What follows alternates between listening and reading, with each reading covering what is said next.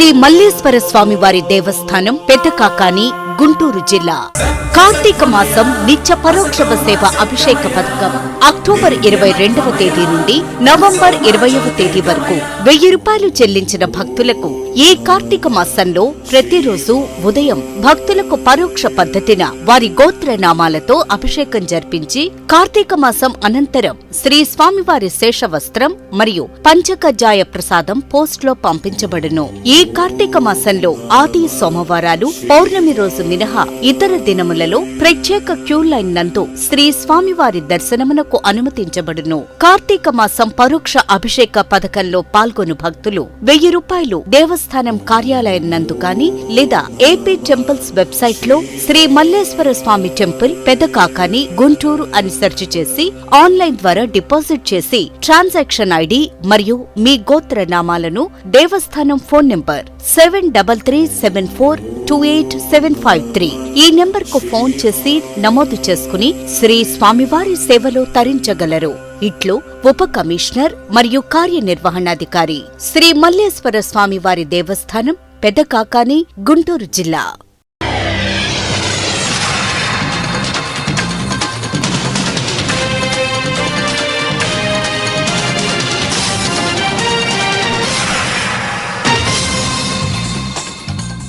నమస్కారం, city news కి స్వాగతం. ఈనాటి వార్తా విశేషాలు. భారతదేశ ప్రగతికి పునాదులు వేసిన మహనీయులు జవహర్లాల్ నెహ్రూ అని కాంగ్రెస్ పార్టీ సీనియర్ నాయకులు తులసిరెడ్డి తెలిపారు.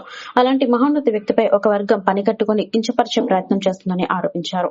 దేశ ప్రగతిలో నెహ్రూ పాత్ర అనే అంశంపై జనచైతన్య వేదిక ఆధ్వర్యంలో చర్చాగోష్ఠి నిర్వహించారు. దేశ ప్రగతిలో నెహ్రూ పాత్ర ఎంత ఉందన్నారు. భారతదేశం ప్రగతికి బాటలు వేసిన మహనీయులు నెహ్రూ అని కొనియాడారు. అలాంటి మహనీయుడు గురించి భావితరాలకు వివరించాలని సూచించారు. విమర్శకుల కుట్రలను సమర్థవంతంగా తిప్పికొట్టాలని పిలుపునిచ్చారు. ఈ కార్యక్రమంలో మాజీ MLC KS Lakshmana Rao, press academy chairman Alapati Suresh, Jana Chaitanya Vedika అధ్యక్షుడు వి లక్ష్మణ్ రెడ్డి తదితరులు పాల్గొన్నారు.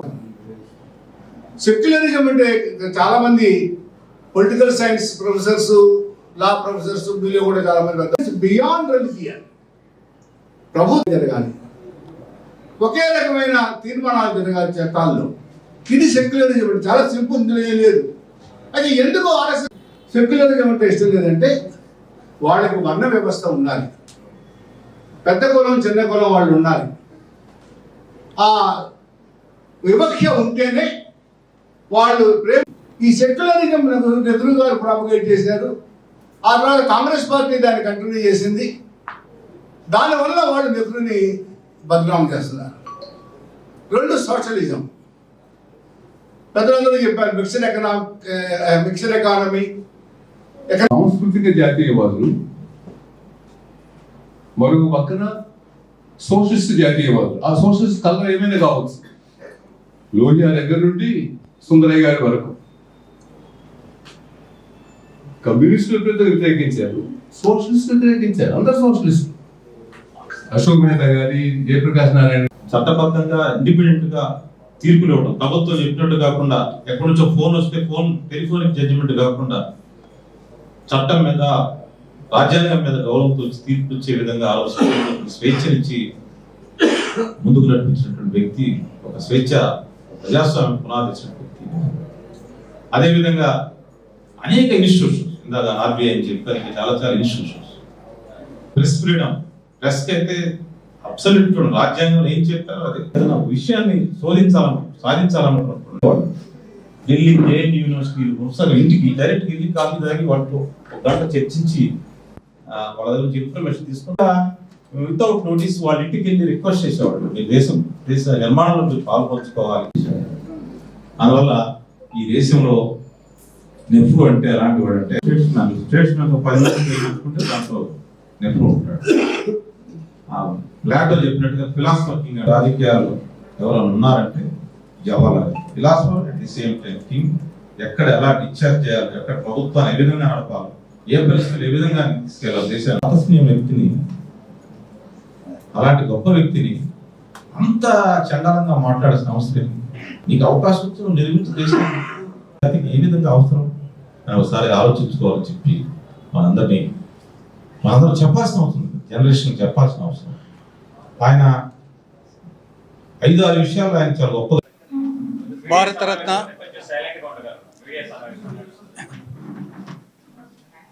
భారతరత్న, భారతదేశ తొలి ప్రధాని, నవభారత నిర్మాత అయినటువంటి స్వర్గీయ పండిట్ జవహర్లాల్ నెహ్రూ గారి 137వ జయంతి రేపు జరగబోతా ఉంది. ఈ సందర్భంగా జన చైతన్య వేదిక ఆధ్వర్యంలో భారతదేశ ప్రగతిలో నెహ్రూ గారి పాత్ర అనే అంశం మీద చర్చనీయాంశం. ఈ దేశంలో ఒక వర్గం నెహ్రూ గారి యొక్క వ్యక్తిత్వాన్ని, నెహ్రూ గారి యొక్క పరిపాలనను పదే పదే వ్యతిరేకిస్తూ ఒక భావజాలాన్ని సృష్టిస్తూ ఉంది. ఈ నేపథ్యంలో నెహ్రూ గారు ఈ దేశం కోసం, ఈ దేశ ప్రగతి కోసం ఏం చేశారు అనేది క్రొనలాజికల్గా అటు వ్యవసాయ రంగంలో కానీ, సాగునీటి రంగంలో కానీ, పారిశ్రామిక రంగంలో కానీ, టెక్నాలజీలో కానీ, ప్రజాస్వామ్యాన్ని కాపాడంలో కానీ, ఈ యొక్క దేశం విచ్ఛిన్నం కాకుండా మళ్ళా బానిసత్వం లేకపోకుండా చేసే కృషిలో నెహ్రూ గారి యొక్క కృషిని నేటి తరానికి, ప్రత్యేకించి నేటి యువతరానికి చెప్పాలనే ఉద్దేశంతో ఈరోజు ఈ కార్యక్రమాన్ని ఏర్పాటు చేయడం జరిగింది. రాష్ట్రంలో ప్రజలను రెచ్చగొట్టే విధంగా వైఎస్ఆర్సీపీ వ్యవహరిస్తోందని బీజేపీ నేతలు పేర్కొన్నారు. బీజేపీ జిల్లా అధ్యక్షుడు సిహెచ్ తిరుపతిరావు, రాష్ట్ర మీడియా ప్యానలిస్ట్ తాడువై రామకృష్ణ, బ్రాహ్మణ కార్పొరేషన్ రాష్ట్ర డైరెక్టర్ వెలిగట్టి గంగాధర్ గురువారం మీడియాతో మాట్లాడారు. మెడికల్ కాలేజీల కోసం కేంద్ర ప్రభుత్వం నిధులు ఇస్తే వాటిని గత ప్రభుత్వం సకాలంలో వినియోగించలేకపోయిందని చెప్పారు. మెడికల్ కళాశాలను పూర్తి చేయకుండా కూటమి ప్రభుత్వంపై నిందలు మోపడం సరికాదన్నారు. మెడికల్ కాలేజీల ప్రైవేటీకరణ విషయంలో ఎవరూ అపోహలకు గురి కావద్దని సూచించారు. వైసీపీ అంటేనే మోసాలకు కేర్ ఆఫ్ అడ్రస్ అని విమర్శించారు. మెడికల్ కాలేజీల పీపీపీ విధానంలో విషయంలో బహిరంగ చర్చకు రావాలని సవాల్ విసిరారు.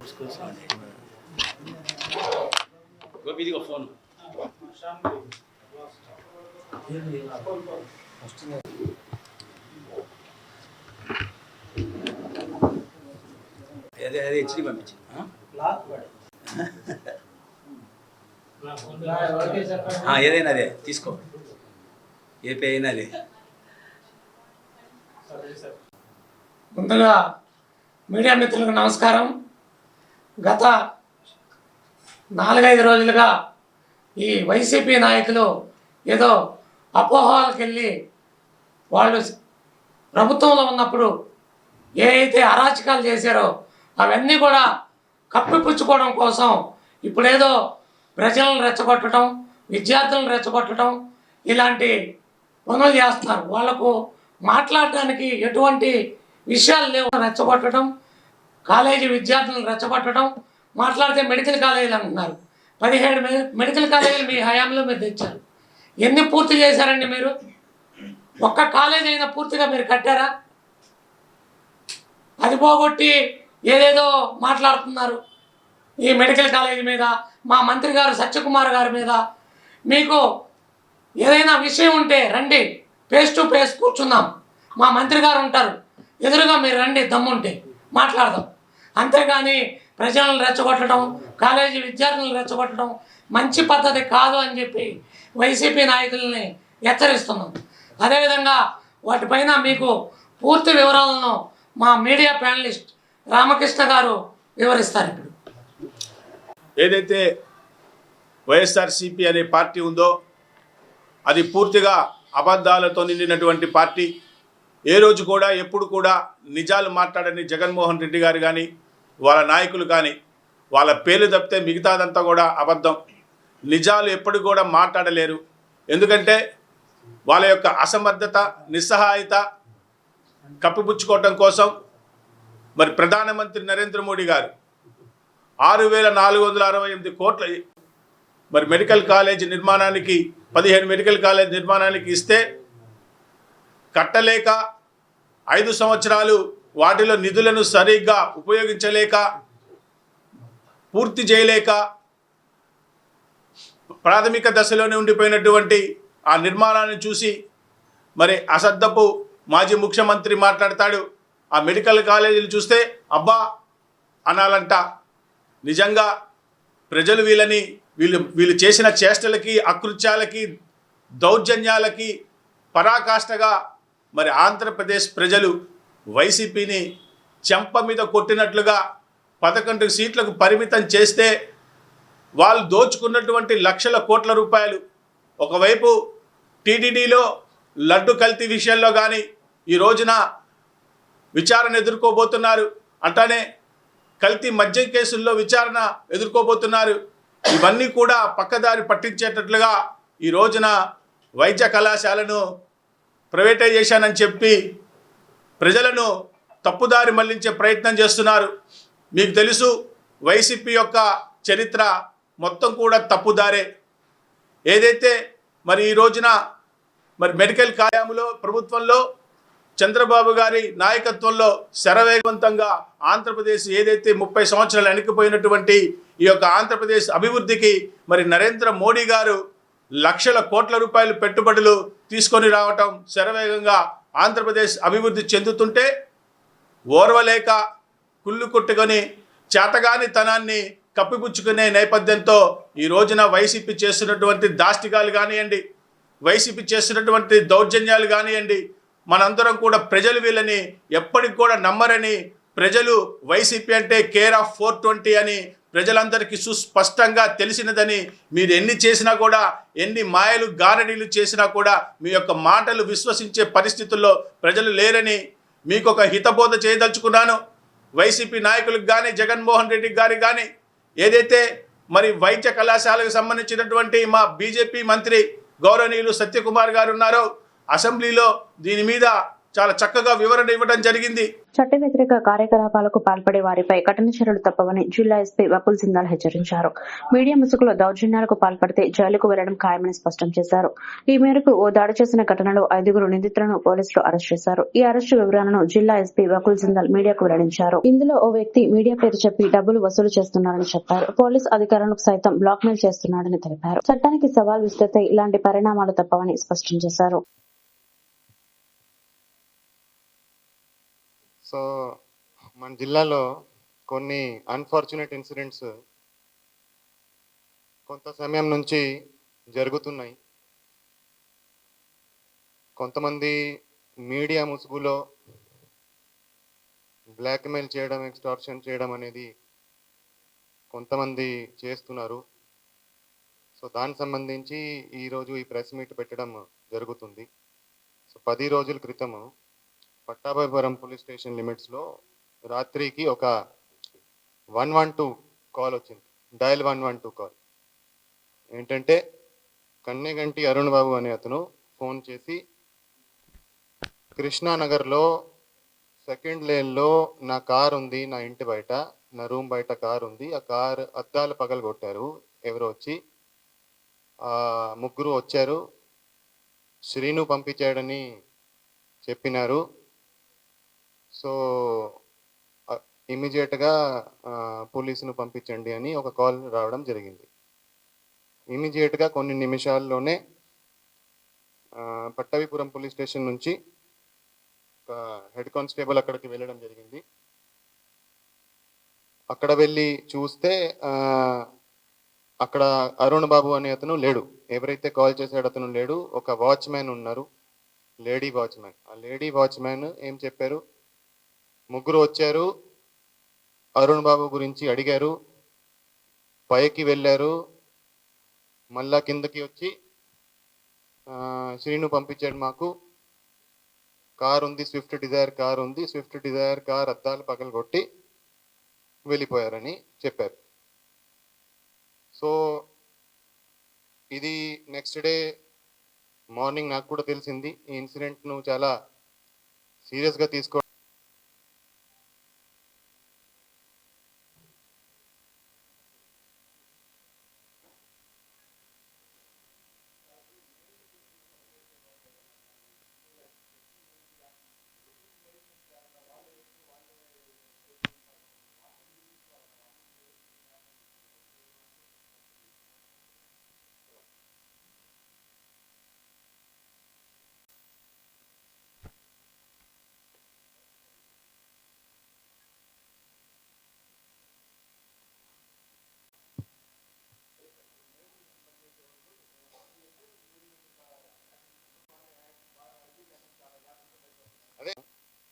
So most of the times ఇటువంటి చేస్తే డెఫమేషన్ కింద వస్తుంది. రాంగ్ ఇన్ఫర్మేషన్ ప్రింట్ చేసినా, ప్రచారం చేసినా డెఫమేషన్ కింద వస్తుంది. ఏమైనా అది యూజ్ చేసి డబ్బులు తీసుకుంటే అది మరి ఎక్స్టార్షన్ కింద వస్తుంది, అది క్రిమినల్ అఫెన్స్. దాని మీద యాక్షన్ కేసు రిజిస్టర్ చేసి అరెస్ట్ చేయొచ్చు. అదే అందుకని ఇప్పుడు పోలీస్ ఆఫీసర్స్ భయపడి డబ్బులు ఇస్తున్నారంటే ఏంటి? జనానికి తర్వాత వస్తాము. ఎవరైతే పోలీస్ ఆఫీసర్ అతను కేసు రిజిస్టర్ చేసి అతనే యాక్షన్ తీసుకోవచ్చు, అతనికి సిస్టమ్ తెలుసు. పోలీస్ ఆఫీసర్ భయపడి డబ్బులు ఇస్తున్నాడు, భయపడుతున్నాడు. ఓవర్ టైం జరుగుతూ ఉంది, అయినా ఏం చేయలేకపోతున్నాడు. ఎందుకు? నేను ఎస్పీగా ఉండి నేను ఇక్కడ కూర్చొని అందరినీ ఓపెన్ కాల్ ఇస్తున్నాను, బాబు మీరు దయచేసి ముందుకి రండి, అటువంటి జరుగుతూ ఉంటే కంప్లైంట్ ఇవ్వండి, మేము యాక్షన్ తీసుకుంటాము. ఈ పరిస్థితి చాలా అన్ఫార్చునేట్, చాలా చాలా సాడ్ పరిస్థితి. దీని నుంచి మనం బయటికి రావాలి. ఈరోజు ఒకరిని పట్టుకున్నాము, ఇంకా కూడా ఎవరైతే ముగ్గురు స్టూడెంట్స్ ఉన్నారో వాళ్ళు బైక్లో రావడం జరుగుతుంది.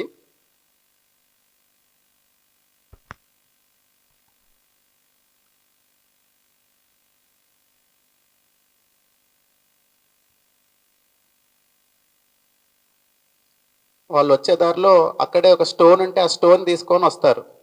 తీసుకొని అలా ముందుకెళ్ళిన తర్వాత ఆ అపార్ట్మెంట్ ఉంటుంది, ఆ అపార్ట్మెంట్ ఎదురుగా కారు ఉంటుంది. ఆ ముందుకు అలా వెళ్ళి తర్వాత పైకి వెళ్ళి ట్రెస్పాస్ చేయడము, కిందికి వచ్చి కారు అద్దాలు పగలగొట్టడం చేస్తారు. సో ఇక్కడ క్లియర్గా తెలుస్తుంది, దాదాపు హాఫ్ అన్ అవర్ ముందు నుంచి ఆ పర్సన్ ఎవరైతే ఉన్నారో వీడియో తీయడానికి వస్తాడో అతను ముందు నుంచి దాదాపు హాఫ్ అన్ అవర్ ముందు నుంచి అక్కడే ఉంటాడు. ఇతను అలాగే మనకి ఈ కేసులో మనం ఇప్పుడు అరెస్ట్ చేసిన వ్యక్తుల్లో ఎవరైతే కాన్స్పిరసీలో ఉన్నారో వాళ్ళకి సిడిఆర్ మొత్తం కనెక్ట్ అవుతుంది. ఇతని సిడిఆర్ కూడా కన్యాగంటి అరుణ్ బాబు అనే అతనికి కనెక్ట్ అవుతుంది. తర్వాత సబ్సిక్వెంట్గా సెకండ్ వీడియో తర్వాతది ఎడ్జ్కి వచ్చేసింది, 3-4 దగ్గరకు వచ్చి ఇక్కడ వాళ్ళు ఇన్స్టెంట్ ఆ పైకి వెళ్ళి తర్వాత బెదిరిచ్చేసి కింద బండి మీద వచ్చి వెళ్ళిపోతూ ఉంటారు. వెళ్ళిపోయేటప్పుడు ఎవరైతే ఇందాక అతను ఫోన్ పట్టుకుని ఎదురు చూస్తూ ఉన్నాడో అతను నిదానంగా ఫోన్ తీసుకొని వచ్చి ఇప్పుడు వస్తాడు చూడండి, వచ్చి ఆ బ్రేక్ అయిన కార్ని మొత్తం వీడియో తీసుకుంటాడు. ఆ అద్దం బ్రేక్ అయిన కార్ని మొత్తం వీడియోగ్రఫీ చేసుకుంటాడు. ఇది ఒక ఇంపార్టెంట్ ఎవిడెన్స్. తర్వాత మేము కనెక్టింగ్ ఎవిడెన్సెస్ అన్నీ తీసుకోవడం జరిగింది. వాళ్ళు ఈ ముగ్గురు మిగతా వాళ్ళతో ఎక్కడైతే కలిశారు, తర్వాత వాళ్ళ సిడిఆర్స్ కనెక్ట్ చేయడం జరిగింది. టవర్ డంప్లో కూడా వాళ్ళందరి నంబర్స్ రావడం జరిగింది. ఫర్ ఎగ్జాంపుల్ నేను ఇంకొకటి చూపిస్తాను.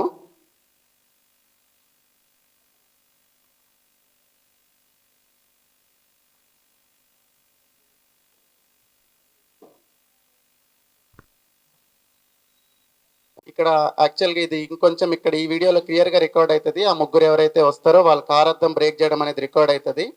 సబ్సిక్వెంట్గా ఇందులో ఏ8 ఉన్న పర్సన్ వచ్చి వీడియోగ్రాఫ్ చేసుకుంటాడు.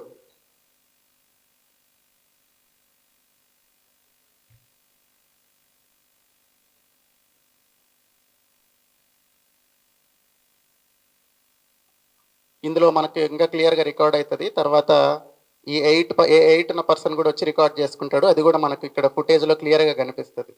ఇది క్లోజ్ చేసుకోవచ్చు. తర్వాత 11th వీడియో, దీని తర్వాత నెక్స్ట్ వీడియో 14th. ఇందులో ఎవరైతే ఇందాక మనకు ముద్దాయిలు ఉన్నారో వాళ్ళందరూ ఒక దగ్గర గ్యాదర్ అయ్యి టీ షాప్లో ప్లానింగ్ చేసుకుంటారు. ఆ టీ షాప్లో వాళ్ళందరూ కలిసి ఉండడం అనేది మనకు క్లియర్గా రికార్డ్ అవుతుంది. ఇందులో ఎవరైతే మనకు A2 ఉంటారో A3 ఉంటారో ఈ టైంలో వాళ్ళు టీ షాప్లో ఉండడం జరుగుతుంది. వాళ్ళతో పాటు A9 కూడా ఆ టైంలో వాళ్ళతోనే ఉంటాడు. సబ్సిక్వెంట్గా ఇదే ప్లేస్లో వాళ్ళు A1తో కాల్లో మాట్లాడతారు. ఈ ప్లానింగ్ ప్రాసెస్ అంతా మనకు ఈ వీడియోస్లో, ఈ కనెక్టింగ్ వీడియోస్లో రికార్డ్ అవుతుంది. ఇలా కంటిన్యూస్గా సీసీ కెమెరా కంటిన్యూటీ మొత్తం క్లియర్గా తీసుకోవడం జరిగింది. వాళ్ళ సిడిఆర్స్ని లింక్ చేయడం జరిగింది. సీన్ ఆఫ్ అఫెన్స్లో ఉన్న టవర్ నంబర్ని కూడా మ్యాచ్ చేయడం జరిగింది. వాళ్ళ ఐపీడిఆర్స్ తీసుకోవడం కూడా జరిగింది. కంప్లీట్గా వాట్సాప్ కాల్స్ కూడా మాట్లాడారు కొన్ని. ఆ వాట్సాప్ కనెక్టివిటీ కూడా తీసుకోవడం జరిగింది. టెక్నికల్గా ఈ కేసు వీలైనంత వీళ్ళ మధ్యలో ఉన్న ఎంటైర్ కనెక్టివిటీని క్లియర్గా ఎస్టాబ్లిష్ చేయడం జరిగింది. సార్ గైడెన్స్లో ఇవన్నీ మేము చేయడం జరిగింది. ఇందాక సార్ చెప్పారో దానికి ఇంకొంచెం ఎలాబరేషన్గా ఈ సీసీటీవీ ఫుటేజ్ మీకు చూపించడం జరిగింది. Thank you.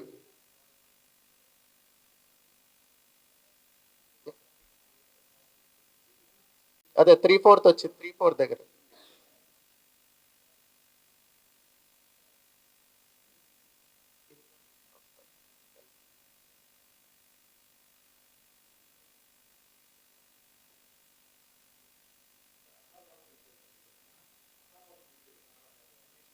ఇందాక నేను ప్లే చేయించాను ఆల్రెడీ. Fifth video. ఈ వీడియోలో క్లియర్గా వాళ్ళ కారద్దాలు పగలగొట్టడం రికార్డ్ అవుతుందండి. వాళ్ళ పైనుంచి కిందికి దిగి ఎవరైతే ఇందులో A6 ఉంటాడో A6 ఏం చేస్తాడంటే వచ్చే దారిలో ఒక చిన్న రాయి తీసుకుంటాడు, పైకి వెళ్ళి బెదిరించేసి ఈ సీను అనే పేరు చెప్పేసి బెదిరించేసి కిందికి వచ్చిన తర్వాత A6 ఏం చేస్తాడంటే A5కి ఆ స్టోన్ ఇస్తాడు. A5 ఆ స్టోన్తో వెనకాల ఉన్న మిర్రర్ మొత్తం కంప్లీట్గా పగలగొడతాడు.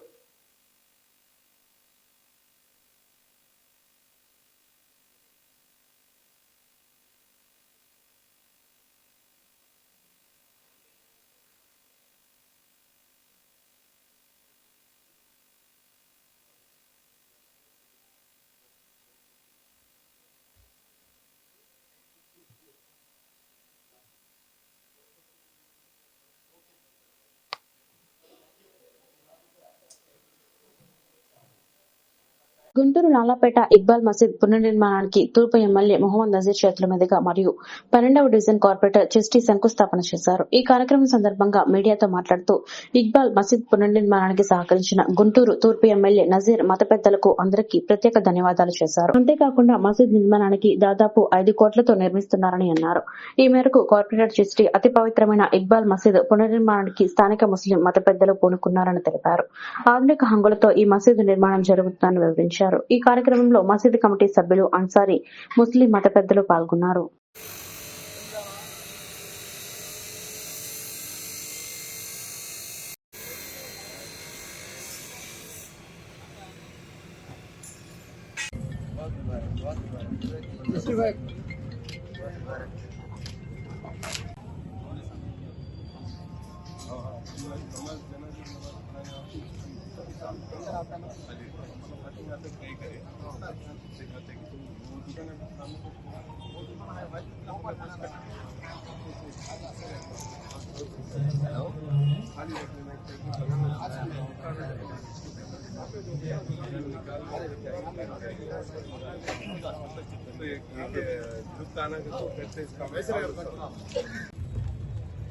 ये इनकी मोहब्बत है और इसरा नवाजी है, इनके साथ मोहब्बत का बर्ताव करना।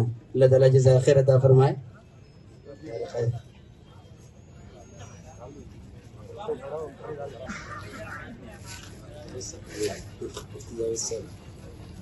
काजी साहब माशाल्लाह ये खुशी का मौका है। अल्लाह ताला मोहब्बतों में और इखलास में हमारे और इजाफा फरमाए। हमारे एमएलए साहब की शाल पोशी अल्लाह ताला खैर अता फरमाए। ఇంటికి రాళ్ళందించుకో, లైట్గా రాళ్ళించేసుకో.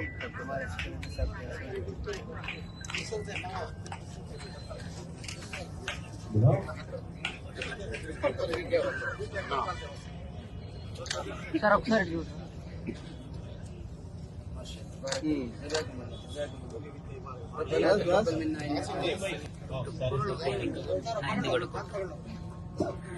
చెప్తాను అబ్దుల్లా సాబ్ ఆపీ తషరీఫ్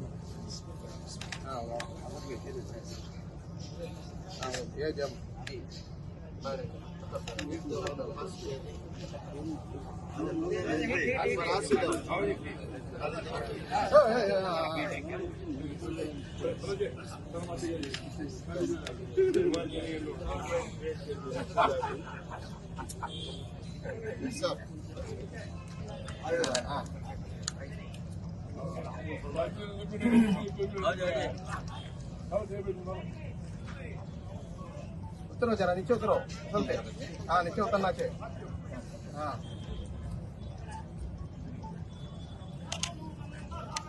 बेटा रखो हाँ ऐसे रखो ऐसे हाँ बैग रखो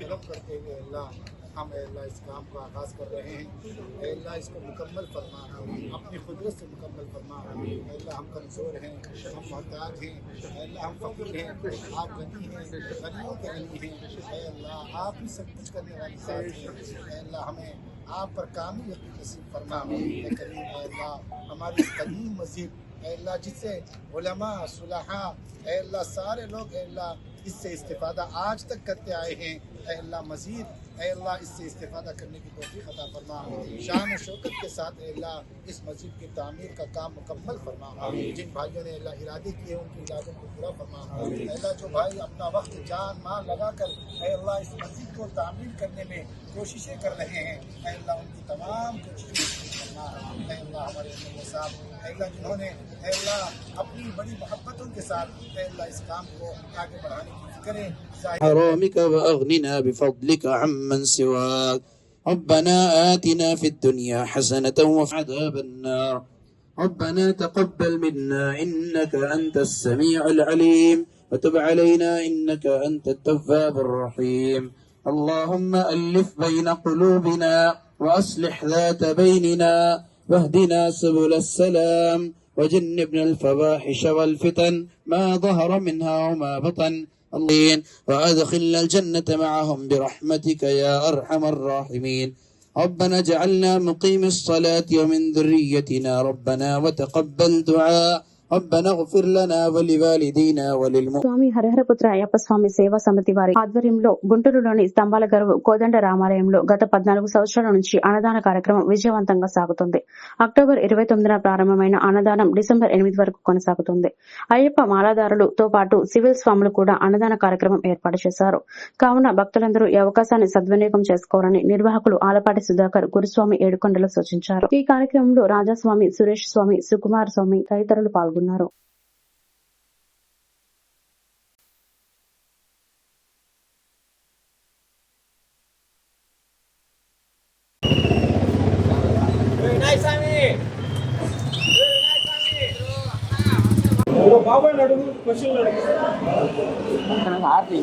తీసుకుంటే ఆర్తి తీసుకోండి అప్పుడు చెప్తాను.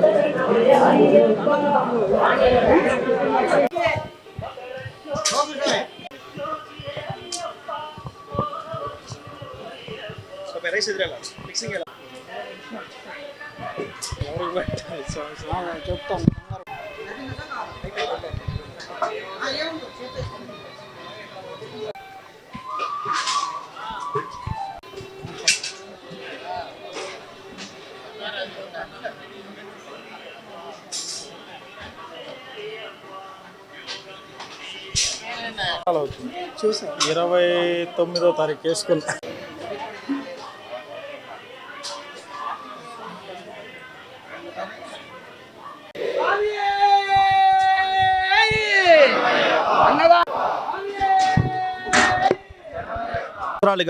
శ్రీ హరిహరపుత్ర అయ్యప్ప సేవా సమితి వారి ఆధ్వర్యంలో స్తంభాలగరు కోదండ రామాలయంలో నవంబర్ 29 నుంచి డిసెంబర్ 8 వరకు 41 రోజుల పాటు స్వామి శరణమయ్యప్ప గత అక్టోబర్ 29 నుంచి డిసెంబర్ 8 వరకు 41 రోజుల పాటు దీక్షాపరులందరికీ కూడా అయ్యప్ప మాలధారుల స్వాములకు, శివస్వాములకు, భవానీలకు, అన్ని రకాల మాలధారుల స్వాములకు కూడా 41 రోజుల పాటు స్వాములు మరియు దాతల సహకారంతో శ్రీ హరిహరపుత్ర అయ్యప్ప సేవా సమితి వారి కమిటీ వారి ఆధ్వర్యంలో నిర్విఘ్నంగా 14 సంవత్సరాల నుంచి జరుగుతుంది స్వామి. ప్రతిరోజు కూడా 1400 నుంచి 1500 మంది స్వాములు ఇక్కడ సద్ది కార్యక్రమానికి వస్తున్నారు స్వామి. ఈ కార్యక్రమానికి మాకు సహకరిస్తున్న దాతలందరికీ కూడా స్వాములందరికీ మరీ ధన్యవాదాలు తెలియజేస్తున్నాను స్వామి. స్తంభాలగరు కోదండ రామాలయంలో స్వామి గత 14 సంవత్సరాల నుంచి కూడా అక్టోబర్ 29 నుంచి డిసెంబర్ 8 వరకు 41 రోజుల పాటు ప్రతిరోజు కూడా 1400 నుంచి 1500 మంది స్వాములకు సద్ది కార్యక్రమం నిర్వహిస్తున్నాం స్వామి. స్వామి శరణం స్వాములు గత 14 సంవత్సరాల నుంచి స్తంభాలగరు కోదండ రామాలయంలో శ్రీ హరిహరపుత్ర అయ్యప్ప సేవా సమితి వారి చేత ఒక అన్నదాన కార్యక్రమం జరుగుతున్నది.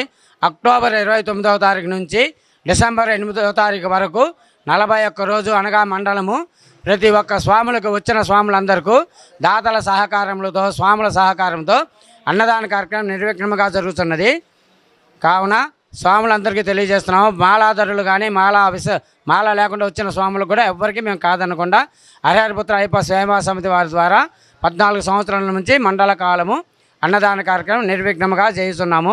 కనుక మాకు సహకరించిన దాతలకు స్వాములకు మేము అయ్యప్ప స్వామి తరపున మేము హరిహరపుత్ర అయ్యప్ప స్వామి సేవా సంస్థ తరపున మనస్ఫూర్తిగా కృతజ్ఞతలు తెలియజేస్తున్నాము.